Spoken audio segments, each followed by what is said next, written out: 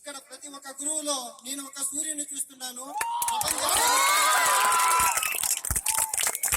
ప్రపంచాన్ని వెలుగునిచ్చే సూర్యుడైతే ప్రపంచాన్ని జ్ఞాన జ్యోతుల్లో వెలిగించేవాడు గురువు. కాబట్టి నేను రాసిన ఈ కవితను అంకితమిస్తూ నేను ఈ కవితను వినిపిస్తున్నాను. నేను రాసిన కవిత అక్షరశ్రీ.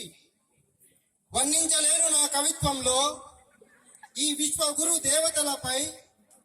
మాతృభాషలో ఆ నుండి అక్ష వరకు, ఇంగ్లీషులో ఏ నుండి జెడ్ వరకు, సైన్సులో ఆది నుండి అంతం వరకు నేర్పించి దిద్దించి భరించి అమ్మలా లాలించి నాన్నలా బుచ్చగించి అక్షర నిధి అందించు గురువు.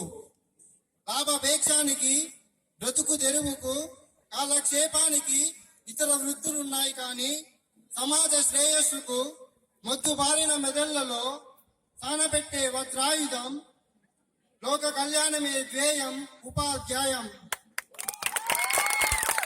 ఆచార్య దేవోభవ అన్నది వేదం, గురు భక్తిని చాటడం మా నైజం, ఇదే విద్యార్థి ఇజం.